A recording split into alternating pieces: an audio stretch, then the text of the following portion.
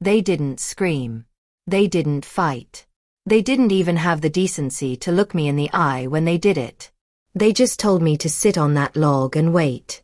Said they'd be right back with the picnic basket. Said the cooler was too heavy and they needed to grab it from the truck. Said it sweet, the way Ashley always said things she didn't mean. And then the engine turned over. And then the gravel crunched under those tires. And then the sound faded into nothing but pine and wind. I sat on that log for a full hour before I let myself believe what had just happened. That Darnell, my son, my only child, and Ashley, his polished, tight-smiled wife, had driven away. That they had brought me out here, deep into the Smoky Mountains, not for a Sunday picnic, not for fresh air and family time, but to leave me. To die. To disappear. I was 74 years old. My hip hadn't healed right since the fall back in April. I had no phone, no cane, no pocketbook. Just my cardigan, my walking shoes, and the silence of trees in every direction. The first thing I felt was shame. The particular kind that only a mother knows. The kind that makes you wonder if you did something wrong, if you misheard, if maybe you'd pushed too hard that morning when you mentioned that Ashley's potato salad had no seasoning and that Darnell hadn't called in 3 weeks. Maybe I was just a bitter old woman like Ashley had said under her breath at Christmas, loud enough for me to hear, quiet enough for Darnell to pretend he hadn't. Then the shame gave way to heat. It was mid-September, but the Tennessee sun doesn't care what the calendar says. I moved into the shade of a tall pine and sat on its roots, trying to think. "All right, Loretta May," I whispered. "Think, baby. Think." But my mind wasn't sharp the way it used to be. I spent 35 years as a notary on Auburn Avenue in Atlanta. Back then I could spot a forged signature before the ink dried. I raised a son alone for 2 years after Tom got sick the first time. I stretched $1 until it hollered. But now I lost words sometimes, forgot names, mixed up dates. I hadn't driven in over a year. What I hadn't forgotten was betrayal. Darnell's truck had pulled away around 11:30. It was past 1 now. They were not coming back. And if they had taken my phone out of my purse on purpose, and I knew now that they had, then they weren't planning on being found out, either. That's when the second thought hit me. The insurance policy. 2 months ago, Darnell had started asking about it. Casual, the way he got when he wanted something. "Mama, you ever look at those papers? Just in case something happens." He'd asked to see the documents. Said he wanted to be prepared. I didn't think much of it. Even laughed a little. Told him the folder was in the old Bible box under my bed. Then just last week, Ashley had asked if I'd updated the beneficiary after Tom passed. Said it in that sugary tone she reserved for things that weren't sweet at all. I thought she was being thoughtful. Now I was sitting in the dirt of the Smoky Mountains, my bones beginning to ache the way they do when something deep and terrible is happening, and I understood. They thought it would be fast. That the bears, or the cold, or one wrong step on a slick route would take me. That they'd tell the police I wandered off. That I was old. Forgetful. That nobody would question it too hard. Because who was going to raise a fuss over one old black woman gone missing in the mountains? I wasn't crying. Not yet. I wasn't even scared. I was furious. And that fury was the thing that got me up off that ground. The pain shot through my right hip the second I tried to stand. Electric and mean, like something burning through my thigh straight down to the bone. I pressed my lips together and waited for the wave to pass. Then I tried again, slower, using the tree trunk the way Mama used to use the porch rail when her knees got bad. My fingers dug into the bark. I pulled myself up inch by inch like I was climbing out of something. It took me 20 minutes just to find a rhythm, but I found it. 1 foot, a pause, then the next. My breath short and fast. My jaw tight. The forest did not make it easy. Roots like trip wires. Fallen branches across every path. The ground uneven in that sneaky way that only shows itself when you're already off balance. I fell twice before I reached a clearing. Palms scraped raw, one knee bleeding through my good slacks. But I got up every single time. I told myself to follow the sun west. Always west. That's where the road had to be. Around 4 in the afternoon, I found a small stream cutting through the rocks. I dropped to my knees and drank from it like I had no pride left, cupped the water in both hands, let it run down my chin and soak my collar. I didn't care. Then I sat there just long enough to catch my breath. Then I moved again. I walked until the dark came. The cold settled fast. Mountain cold, the kind that gets under your clothes and into your joints and reminds you that this land was never built for you to be out here alone. I found a hollow beneath a low-hanging pine, raked up dead leaves around my legs, and lay down stiff as a church pew. I did not sleep. My mind was too loud, circling the same thought like a preacher who can't let go of his text. They left you to die, Loretta. Your own son left you to die. I waited for the fear to take over. Waited for the animals, for despair, for the will to simply stop. But none of it came. Only this one thought, steady and burning like a coal that wouldn't go cold. If I survive, they lose. If I crawl out of here breathing, I take it all back. I stayed awake the whole night. My breath visible in the cold air. The mountains talking in rustles and distant snaps. And when the first light came, thin, grey, and quiet as a prayer answered late, I stood again. And I walked. By morning, my body had locked itself into one solid ache. It wasn't just pain anymore. It was weight. Every breath felt like pulling something heavy up from the bottom of a well. But I was alive. And alive meant moving. The forest had changed in the night. Morning mist clung low to everything. The air smelled of pine and wet soil and something iron-sharp I didn't have a name for. Somewhere far off, a woodpecker knocked against a hollow tree. I took it as a message. Even out here, something still had rhythm. Something still had purpose. Even if I didn't feel like I did. My shoes were soaked through from the stream crossing the night before. My left sock had torn, the rough edge rubbing the back of my heel into something raw and mean. Every step reminded me it was there. My hip had settled into that deep, grinding ache that told me it wasn't going to let me forget what April had already started. But Tom's voice came to me then, the way it still did sometimes, especially when I needed it. You get lost, Loretta May. You follow the water. It'll take you somewhere people are living, or somewhere they died trying to get to. He used to say that when we'd drive through the mountains on summer trips. I'd laughed at him then, called it morbid. Now I pressed both hands against a pine tree, steadied myself, and whispered it back like a hymn. Follow the water. I followed it. Every few hundred yards I stopped, rested my forehead against a tree, let myself breathe. My throat was raw from thirst even after the stream. My lips had begun to split at the corners. I chewed on pine needles just to make my mouth work, the taste sharp and bitter as regret. I thought about Ashley offering to clean out my car trunk last month. How she'd taken the old blanket, the flashlight, the little bag of granola bars I kept in there since Tom got sick the first time. You don't need all this clutter, Miss Loretta. Let me clear that out for you. I had let her. I had smiled and said thank you. Lord have mercy. They had been planning this for weeks. Maybe longer. There was a moment, somewhere between the second fall and the fourth, when I thought about lying down and letting the mountain have me. It came soft, the way temptation always does. Nobody's coming, Loretta. Nobody's even looking. I almost believed it. Then I saw a candy wrapper snagged on a briar bush. Purple and shiny, half buried in the dirt. Something a child had dropped, maybe, on a trail hike some Sunday afternoon. A stupid little thing.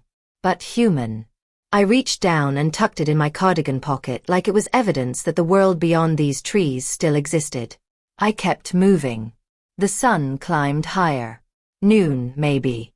I was dizzy now, moving in that careful, deliberate way of someone who knows one bad step means not getting back up.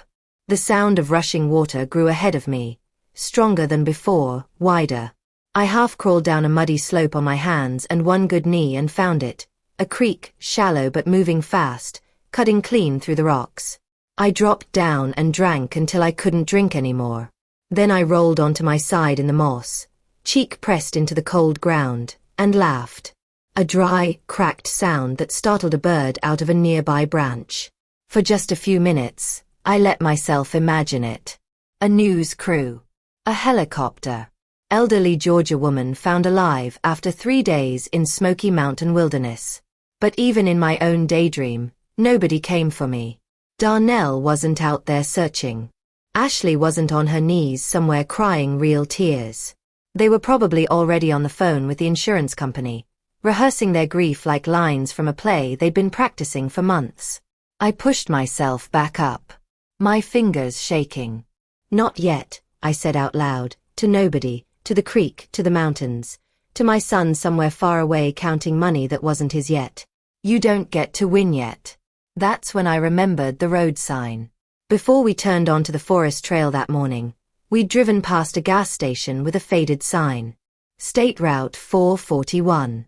I'd only seen it for a second through the truck window, but it had been to the west, toward the rising sun's opposite side. If I could keep moving west, follow the water and the light, I'd hit that road again. It sounded like the plan of a woman who had nothing left but stubbornness. But stubborn was something I had always had plenty of. The next hours blurred together the way pain does when it stops being an event and becomes just the air you breathe. The forest floor turned to rock and root. Once I slipped on a wet stone and hit my shoulder hard enough to white out my vision for a full 3 seconds. I called out when I thought I heard my name in the wind.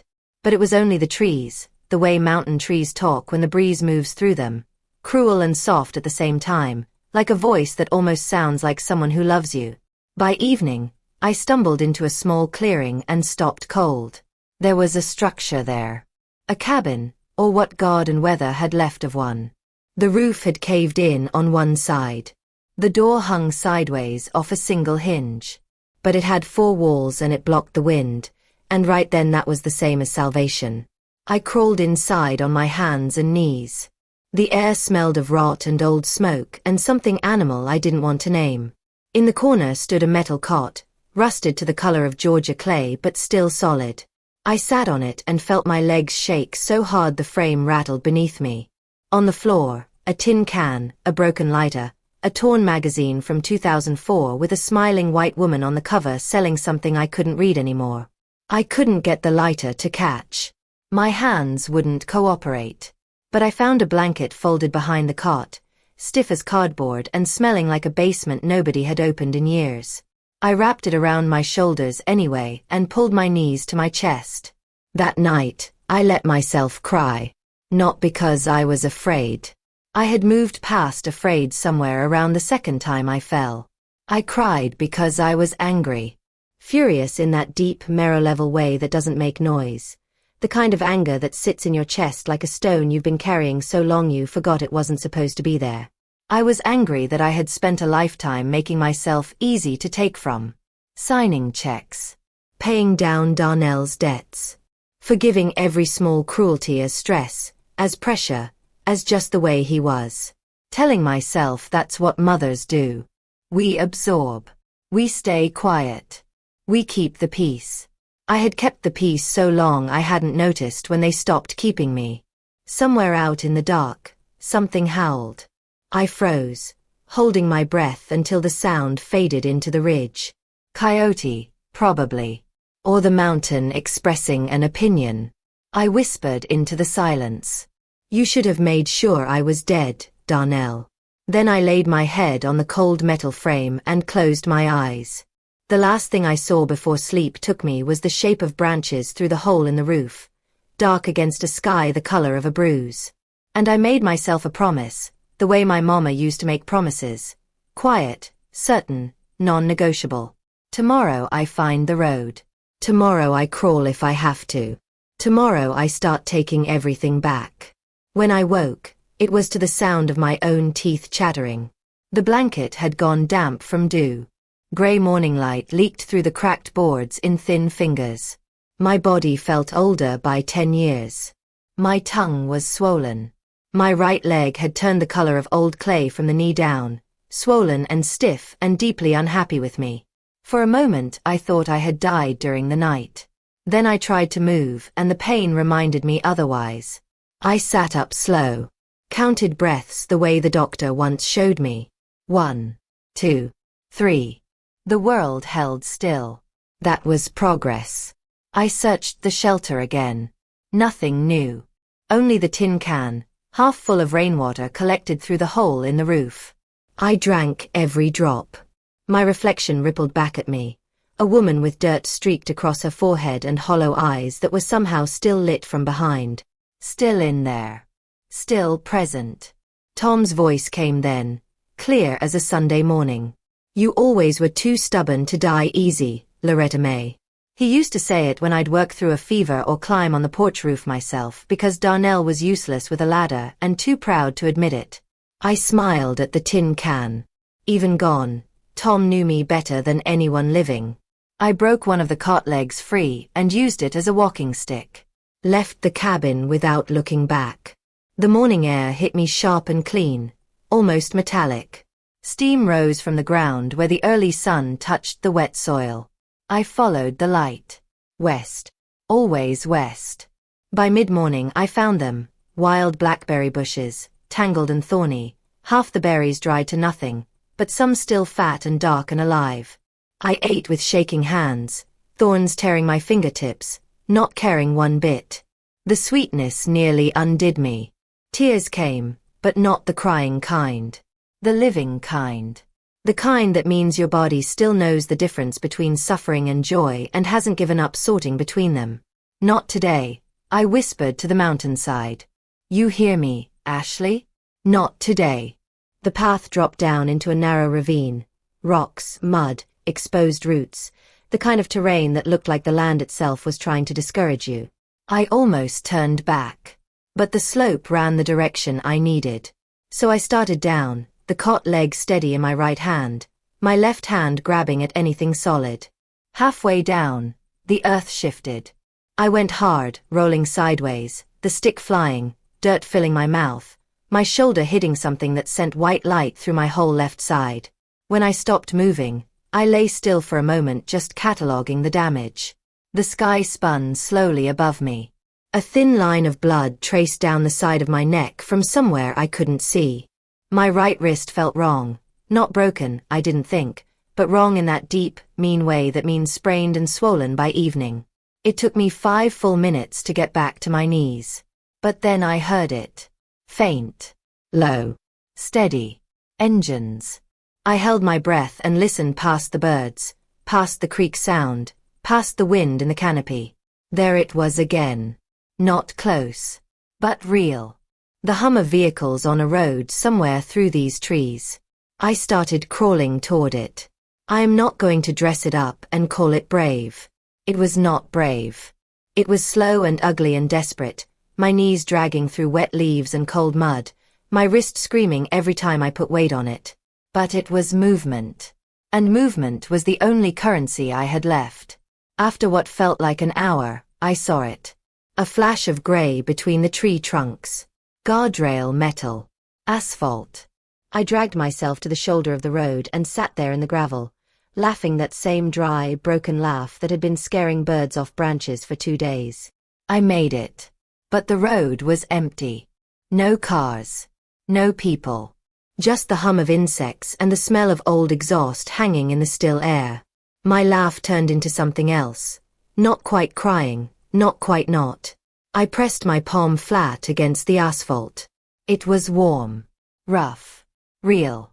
You'll see me again, I said out loud to Darnell, to Ashley, to their pretty lies and their tidy plans. You'll see me walk up onto that porch. I didn't wait long before I heard it. A low rumble coming around the curve. A pickup truck, older model, moving slow.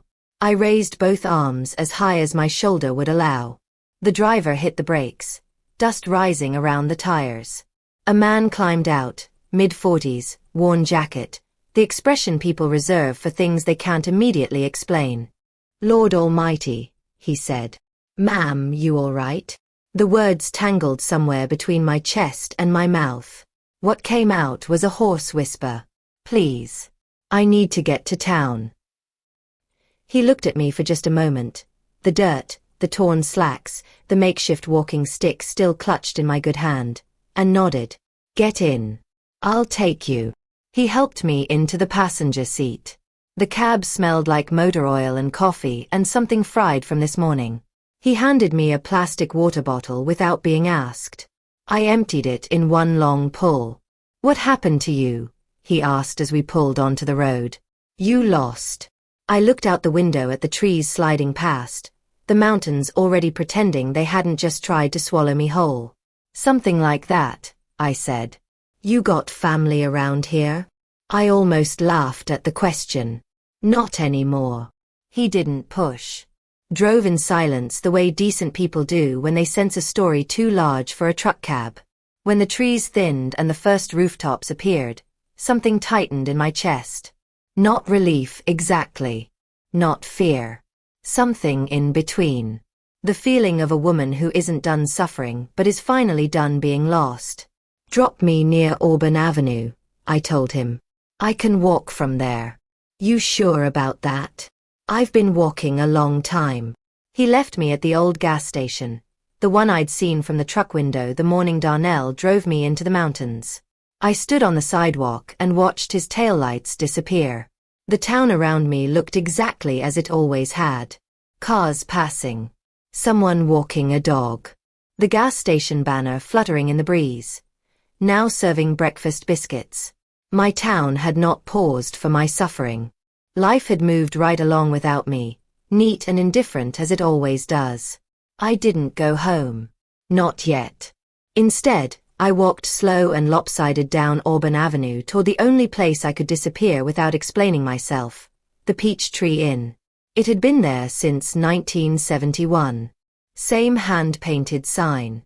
Same plastic flowers in the window boxes, petunias gone brittle from seasons of fake sun.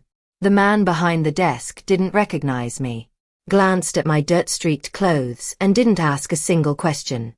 "You need a room?" "Just a night," I said. Maybe I looked like someone who'd been running. Maybe I had. The room was cold and smelled of bleach and window unit air. I peeled off my shoes, wincing as the skin of my heel separated from the ruined sock. I sat on the edge of the bed for a long time and did not cry. I just watched the television in the corner, dark and quiet, without turning it on.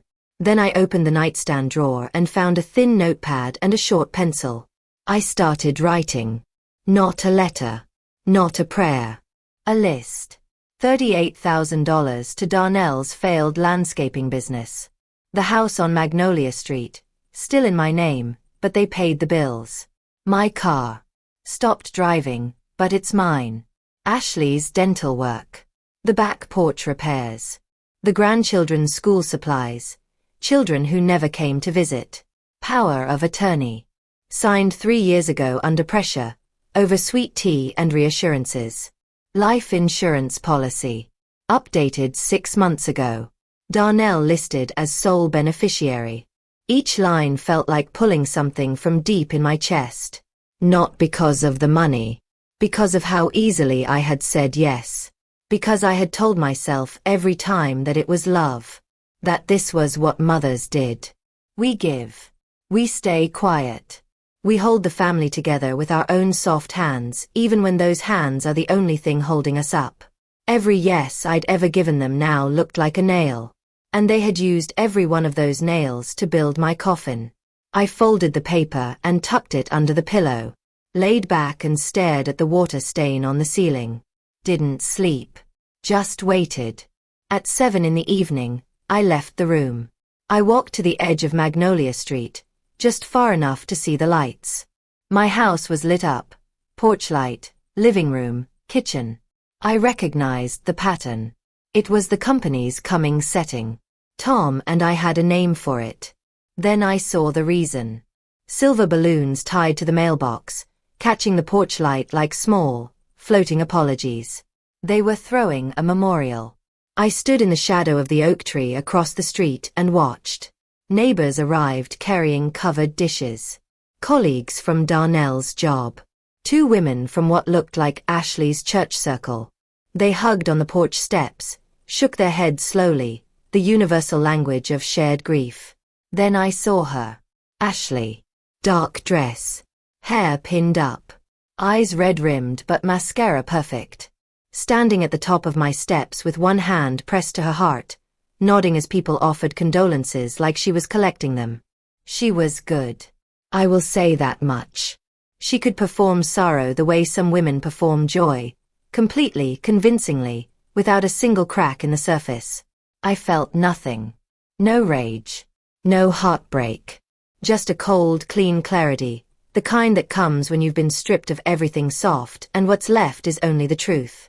They were mourning me under my own roof. Eating food I probably paid for. Crying tears I hadn't earned from them in years. Let them, I thought. Let them grieve. Let them believe they got away with it. Because tomorrow, everything was going to change.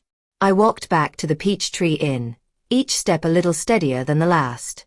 Slept that night deep and still as river stone. When I woke, I had one thought. I need my money. My rights. My name. At 9 sharp, I walked through the glass doors of First Georgia Trust on Auburn Avenue. The teller, young, bright-eyed, the kind of girl who hasn't yet learned to hide her feelings, looked up with a practiced smile that froze the moment she registered my face. Dirt still under my fingernails. A borrowed cardigan 2 sizes too large. The particular expression of a woman who has crawled out of a mountain and is not in the mood for pleasantries. I'd like to speak with Harold Freeman, I said. He manages my accounts. A pause. The kind that means someone is deciding how to handle a situation nobody trained them for. Of course. One moment. Harold came from the back 5 minutes later, clipboard in one hand, coffee in the other. He was a heavy-set man in his 60s, silver at his temples, the kind of banker who had known Tom and me since we first opened our joint account 31 years ago.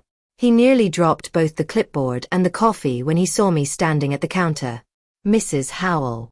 His voice came out strange. Thin. Alive, I said. And I'd like to review my accounts. All of them. Today. We sat in his glass-walled office with the door closed. Harold sweated through the entire meeting, loosening his tie twice, fumbling with his login password like his fingers had forgotten how fingers worked. We were informed. Your son told us that that there had been a... I didn't ask what he told you, I said calmly.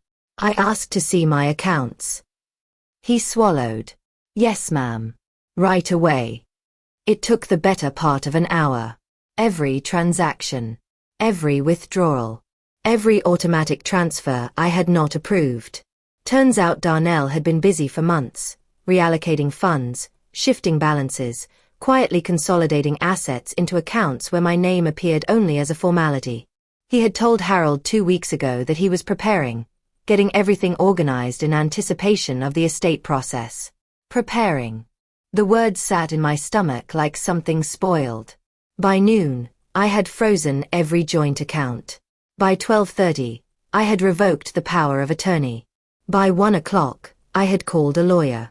Not Tom's old estate attorney, a gentleman in his 70s who handled wills and property transfers and had never once been in a courtroom that wasn't friendly. No. I needed someone sharper. The motel clerk's cousin had mentioned a name the night before, offhand, the way people in small towns pass along information like it's currency. Ms. Pierce. 40 years old. An office on Peachtree Street. Eyes, the clerk's cousin had said, like a woman who has heard every lie and forgotten none of them. I called from a payphone outside the bank. Old habit. Some things you don't want traced. Ms. Pierce listened to everything without interrupting once. When I finished, she was quiet for exactly 3 seconds. Then she said, "Mrs. Howell, can you come in this afternoon?" I was there by 2. Her office was spare and precise, the kind of space that tells you the person who works in it does not believe in decoration, only in results. She sat across from me with a yellow legal pad, a sharp pencil, and the focused attention of someone who bills by the hour and means every minute of it. I told her everything. The woods. The insurance policy. The frozen accounts. The memorial balloons on my mailbox. She wrote without looking up, filling page after page in a handwriting so small and neat it looked like a machine had done it. When I finished, she set down the pencil and looked at me directly. Mrs. Howell, if even half of what you've described is accurate, what you're talking about is not just elder financial abuse. It's attempted homicide. They won't see it that way, I said.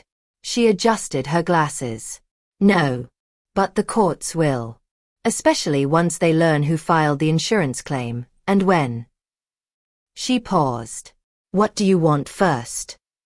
I want the house back, I said. Everything else comes after.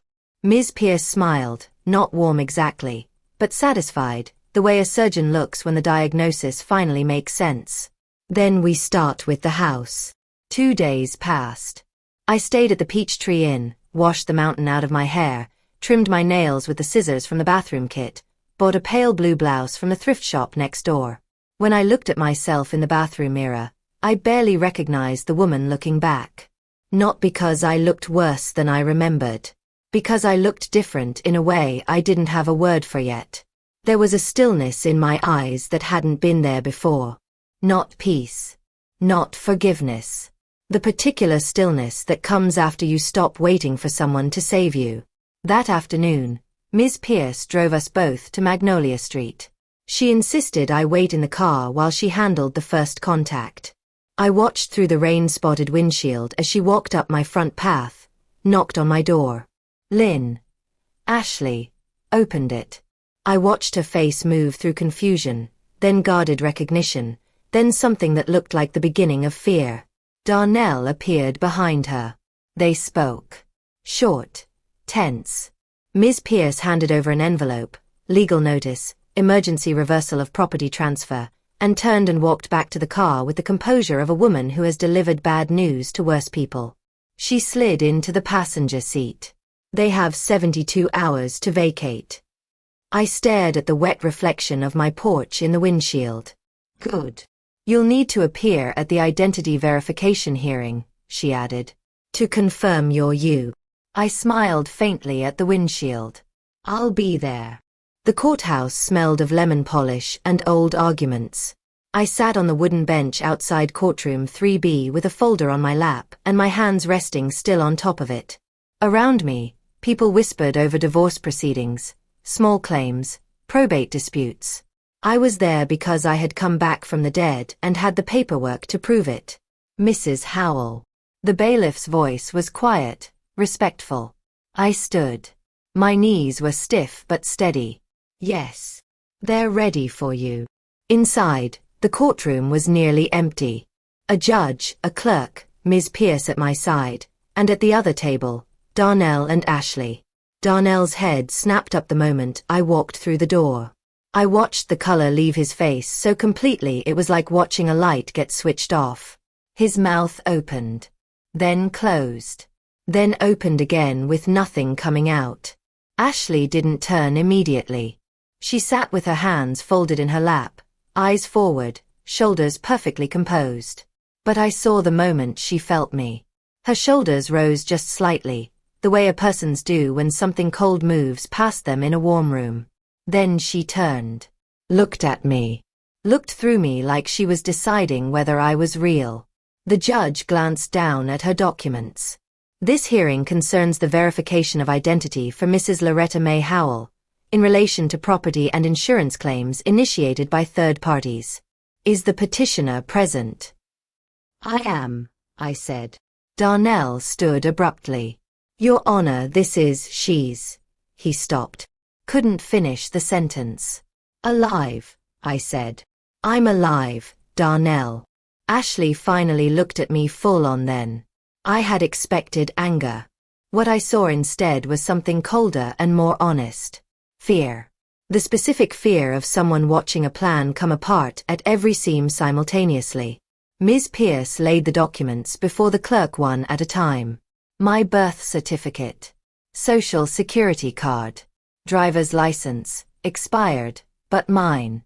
Medical records from the urgent care clinic I'd visited the morning after reaching town. Photographs of my injuries, the report the nurse had filed, the statement I'd given. The motel log. The bank records. Page after page, quiet and precise as a sermon built entirely from truth. The judge reviewed everything in silence.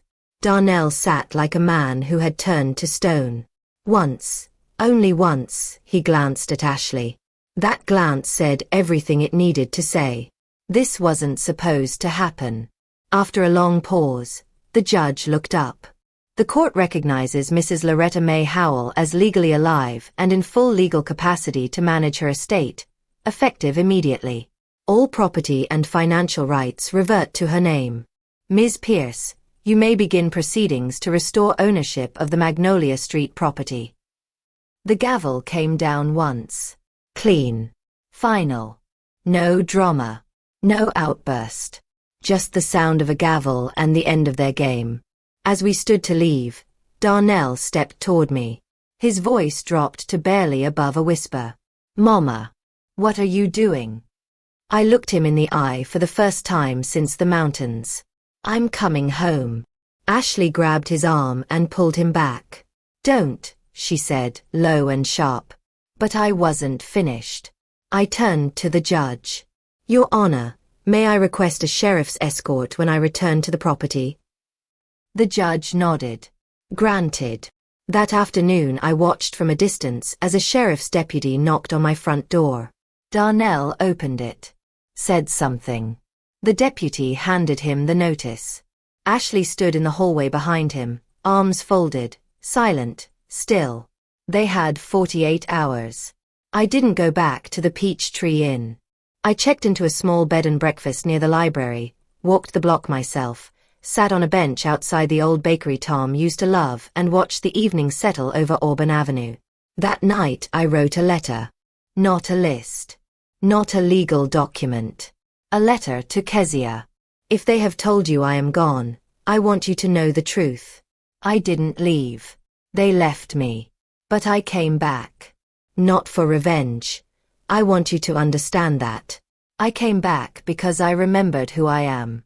You always saw me, baby, even when they didn't. I'll be waiting whenever you're ready to find me. All my love, Grandma Loretta. I sealed it. Walked it to the post office at sunrise. Then I turned toward Magnolia Street. My street. My porch. My name still on the mailbox. Tomorrow they'd be gone. And I would walk back into my house not as a guest, not as a burden, not as a woman begging for the space she built, but as the woman who built it. Alone. Alive. And entirely, finally, free. I didn't want to go to the police. Not because I doubted they'd believe me, though I knew that was a real risk, had always been a real risk for women who looked like me walking into stations like that one. I didn't want to go because naming a thing makes it permanent. Because once you say the words out loud in a room with a tape recorder and a badge across the table, you carry them differently forever. But what they did had a name. And I was done pretending otherwise. The morning I went in, the sun rose hard and honest. No clouds, no gentleness, just light. I put on the navy blouse I'd found at the thrift store and buttoned it all the way to the collar. There was a small tear under the left arm. I left it. Let them see the damage. Let them know it wasn't all neat and pressed. Let them see a woman who had been through something and was still standing. The station on Forsyth Street hadn't changed much since Tom and I had come in years ago to report a break-in on Magnolia. Same waiting chairs with the cracked vinyl armrests. Same Georgia State flag in the corner. Same front desk with the hand-lettered sign. Be kind. We're here to help. I stepped up to the counter. The woman behind the desk looked up from her monitor. Morning. Can I help you? Yes, I said. I'd like to report a crime. Her expression stayed professional. What kind of crime? Attempted murder. Now she looked at me. Really looked. Excuse me. My name is Loretta May Howell. 74 years old. I live on Magnolia Street. I placed my ID and a folded notarized statement from Ms. Pierce on the counter. Dates, medical notes, a full timeline. I was left to die in the Smoky Mountains 5 days ago by my son and his wife. She blinked once. Slowly. Just, one moment please. 10 minutes later I was sitting in a small windowless room, the kind that stays cold no matter the season. Detective Hanley came in, mid-30s, neat haircut, steady eyes, the kind of face that had learned not to show surprise but hadn't quite learned to hide decency. Mrs. Howell. He pulled out the chair across from me. I'm sorry. We were told you were deceased. Yes, I said. So was I. He paused, folded his hands on the table. May I record this conversation? I nodded. The red light blinked on. Tell me everything, he said. From the beginning. So I did. All of it. The morning they told me we were taking a short hike in the mountains. The picnic basket story. The way Ashley had checked her watch twice on the trail. The moment they told me to sit on the log just for a second. Honey, just rest your hip. The sound of that engine turning over. The silence after. I told him about the 2 nights in the woods. The stream. The blackberries. The rusted cabin. The candy wrapper I'd tucked in my pocket like proof the world still existed. The road. The man in the worn jacket who stopped his truck without asking questions. The Peachtree Inn. The notepad list. The bank. The lawyer. The insurance paperwork already in motion before my name had even been entered as a missing person. I didn't cry. I didn't look away. Hanley didn't interrupt except to ask for specific dates, names, the sequence of the insurance filing. When I finished, I pulled back my sleeve and showed him what was left of the mountain on my body. Bruises still yellowing along both forearms. The cuts on my palms healed to pink lines. The raw circle at my ankle where the shoe had rubbed the skin away during 2 days of walking. I've already been seen by a doctor, I said. Everything is documented. He was quiet for a moment. Then, do you know why they would do this? In your own words. I looked at him steadily. You're a sharp man, detective. You already know why. He waited. Money, I said. Close to $250,000 from the life insurance alone. Plus the house on Magnolia Street. The accounts. The car. Everything I spent 40 years building with my husband. After I signed it all over to them, I stopped being their mother. I became their inheritance. He exhaled slowly. You understand this investigation will be delicate. Their family. They were, I said. That distinction matters. He nodded. Do you want to press charges? I want it investigated properly. I'm not here for revenge, Detective Hanley. I am here because what happened to me has a name, and that name deserves to be spoken in a court of law. He closed the folder. You'll hear from us within 48 hours. If what you've described holds up, and from what I'm looking at, it does, we'll move forward. I stood. My knees creaked. I didn't apologize for it. Detective. He looked up. I know how this looks. Old woman. Family trouble. Money dispute. Easy to set aside. I held his gaze. But I crawled out of those mountains on my hands and one good knee to sit in this room. I am not just a mother or a victim. I am a witness. And I intend to be heard. Something shifted in his posture. Not much. Just enough. Yes, ma'am, he said. Outside, the October air was sharp and clean. I put on my dollar store sunglasses and walked to the coffee shop on Auburn that Tom and I used to go to on Saturday mornings after church. Ordered a black coffee. Sat by the window. Watched people live their ordinary lives and felt, for the first time since the mountain, something close to still. 2 hours later, my phone buzzed. Mrs. Howell. Hanley. We've reviewed initial documentation. I've assigned a team. We're opening a formal investigation. I closed my eyes. Not in relief. In readiness. They had thrown dirt over me. Now they'd watch me rise. 3 days after I reclaimed the house, there was a knock at the front door. Not the bell. A knock. Soft and uncertain, the kind that says I'm not sure I have the right to be here. I opened it and there she was. Kezia. 24 years old. maybe 25. Hair darker than I remembered, a small gold ring in her nose, a rolling suitcase at her feet. She stood on my porch in the late afternoon light looking at me the way you look at something you've prayed for and stopped believing would actually come. We stared at each other for a long moment. She spoke first. Her voice came out barely above a whisper. "You're alive." "Looks that way," I said. She swallowed. Her eyes filled but didn't spill. "I thought they said, I hoped, Grandma, but they were so sure, and she trailed off. Looked past me into the house like she was checking whether the walls were real. "They changed everything." "They tried," I said. She left the suitcase where it stood, stepped forward, and put her arms around me. No words. Just the weight and warmth of her, that particular smell of shampoo and something young I couldn't name but recognized the way you recognize a song you loved before you knew what songs were for. I didn't cry. But something opened in my chest that had been shut for a long time. We sat at the kitchen table. I made tea. She poured honey into hers the way she had since she was small. Way too much, the spoon dragging golden threads across the rim of the cup. I watched her do it and felt time hiccup inside my chest.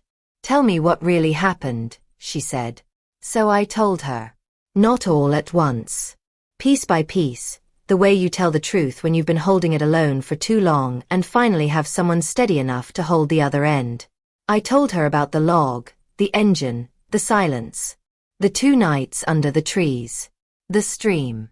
The cabin. The road. The man who stopped. The motel.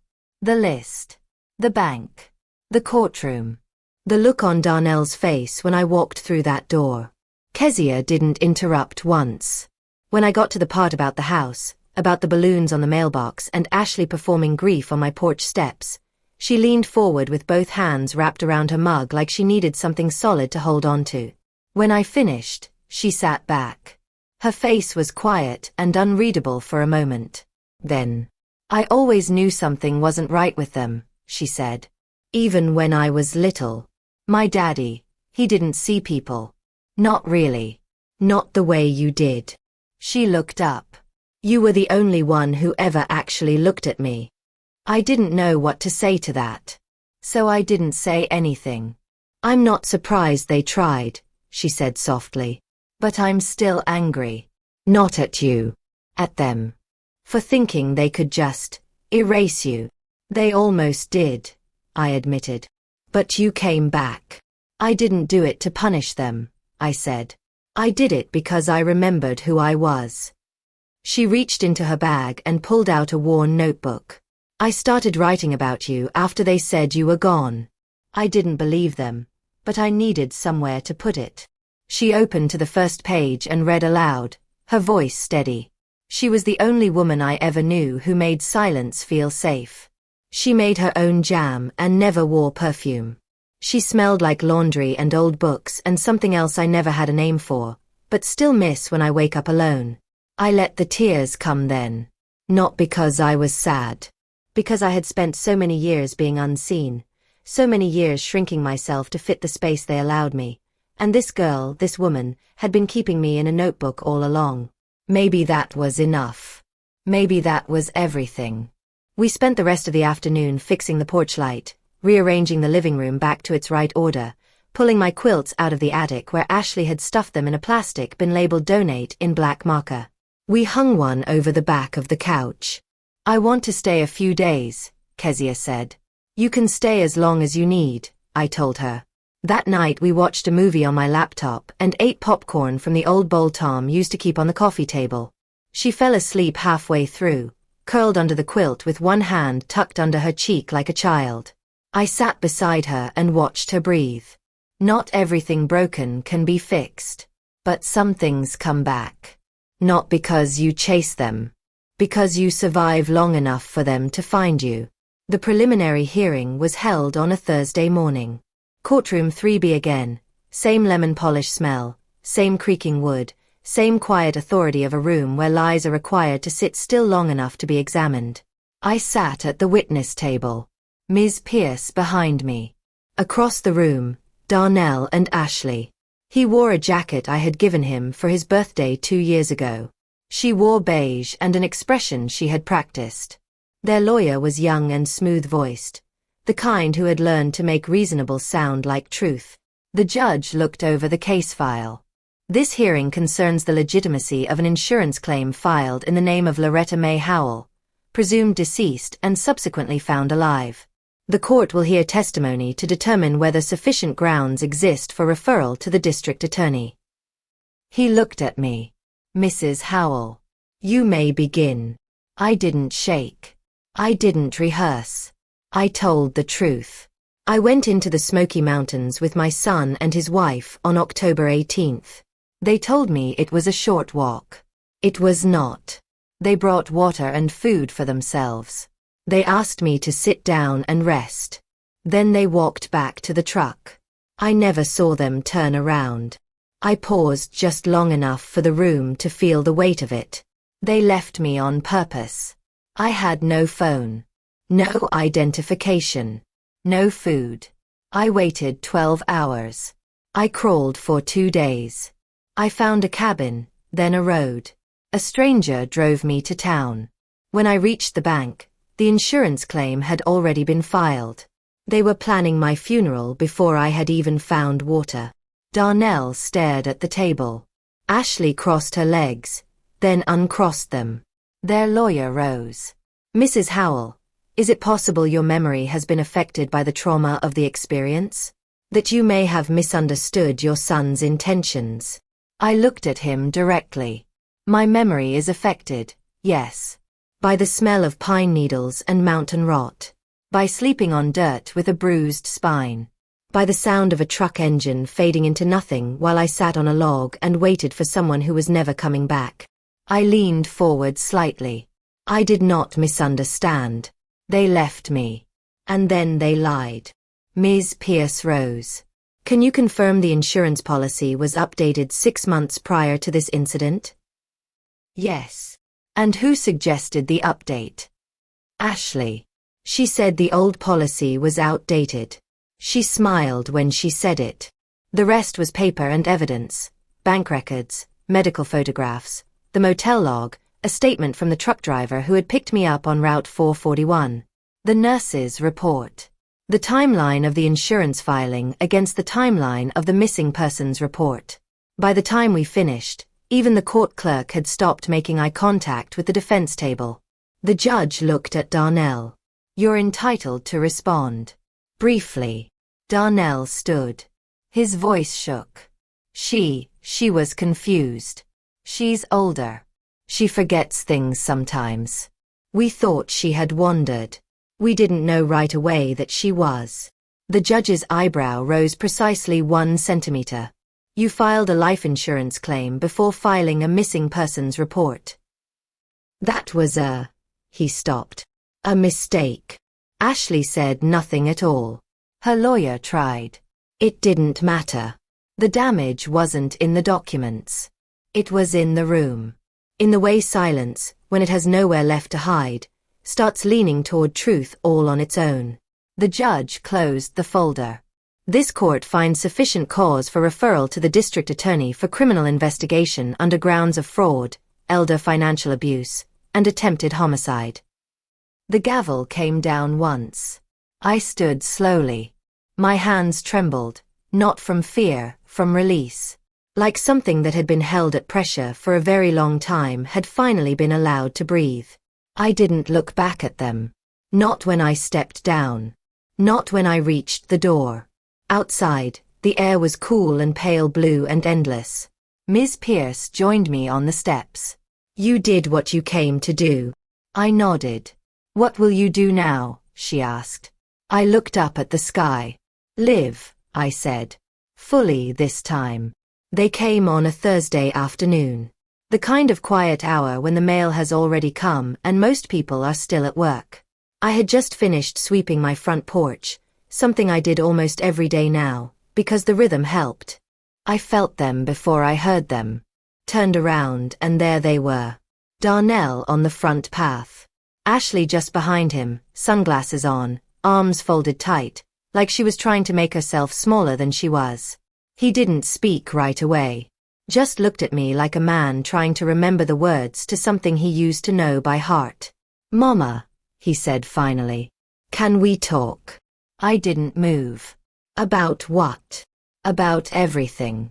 I just think we should try." "Try what?" I asked. He flinched. "Look, I know how it seems. But we were scared. You were slowing down. Forgetting things. We thought maybe it was the beginning of. We were trying to protect you. You thought dementia comes on in the middle of the Smoky Mountains?" I asked. Ashley stepped forward. "We didn't plan anything, Loretta. You're making it into something it wasn't. People make mistakes when they're frightened." "You filed a death claim," I said. She looked away. "That was a mistake." "No," I said, and my voice came out quiet and even and completely without heat. "A mistake is forgetting someone's birthday. What you did was a decision." Darnell's voice dropped low. "I didn't think you'd make it out. There it was." He said it soft, almost like he hadn't meant to. I watched his hands go still in his pockets. Not shaking. Not clenched. Just empty. "I'm not here to scream at you," I said. "Not to shame you in front of the neighbors. You did that to yourselves." "Then what do you want?" Ashley asked. "Nothing," I said. "I don't want a single thing from either of you." The silence that followed was long and heavy. The kind that used to fill this house when Tom was still alive and working hard not to say what he really thought of Ashley's cold eyes and careful smile. Then Darnell looked up. "I just thought, maybe you might forgive us." "Forgiveness," I said, "is for people who say I was wrong. Not for people who say I had reasons." He looked like a child then. A grown man in a stiff shirt trying to fold himself back into something smaller and more forgivable. I took one step toward him. "You want to know what I remember most?" I said. "It's not the hunger. Not the cold. Not crawling across wet rock on my hands and knees." I let the words come slowly. "I remember how quiet it was after you left. And how it didn't surprise me." He blinked. "Mama, no. You don't get to call me that anymore," I said. "Not cruel. Just true." Lynn. Ashley. Turned. "We shouldn't have come." "You're right," I said. They walked back toward the car. But before they reached it, Darnell turned around. Just once. His eyes met mine across the yard. "I loved you," he said. I nodded. "I know. Once." Then he got in the car and they drove away, and the tires didn't even crunch loud enough to be dramatic. I stood on my porch until the street was quiet again. Not angry. Not empty. Just done. The particular doneness of a woman who has finally closed a door she should have locked years ago. Later, Kezia found me on the porch. "They came?" she asked. "They left," I said. She sat beside me, her hand over mine. "Did it help?" I thought about it honestly. No. But it didn't hurt. We watched the sky move from rose to gray to the particular deep blue that comes just before the first stars appear. "They'll never understand," Kezia said. "They don't need to," I replied. "They just need to stay gone." And they did. No more calls. No more letters. No more lawyer maneuvers. Just absence. The clean kind, the kind that finally lets a house breathe. Kezia stayed through the winter. She never set a date to leave, and I never asked her to. She worked from the library most mornings, made dinner most nights, filled the house with the particular soft noise only young people carry. Music I didn't know the words to, laughter through a closed door, footsteps overhead when I'd lost track of what day it was. We didn't talk much about Darnell and Ashley after that. They drifted into the background the way a bad painting does when you finally stop giving it wall space. The legal case moved the way these things do, slow and cold. Charges were pending. I didn't chase the timeline. I had nothing left to prove. One morning in early March, Kezia and I sat on the back porch with our coffee and she asked, "What do you think happens to people like them?" I thought about it. They find someone else to take from. Or they finally run out of people. And people like you? She looked at me with those soft, certain eyes. You keep the door locked, she said, and you open the window.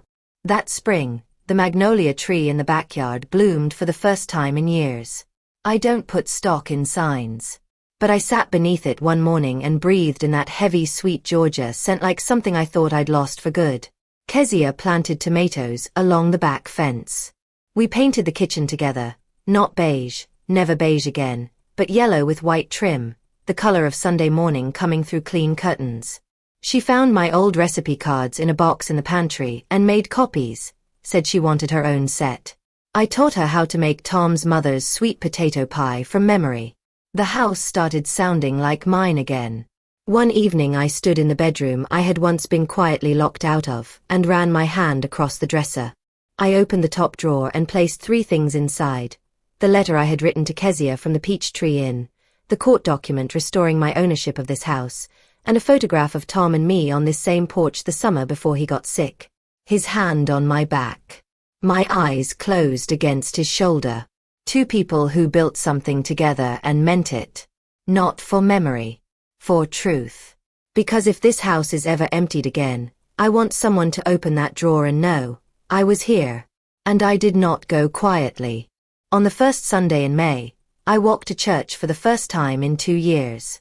Sister Dorothy in the 3rd pew looked at me like she'd seen Lazarus himself walk through the doors. Maybe she had.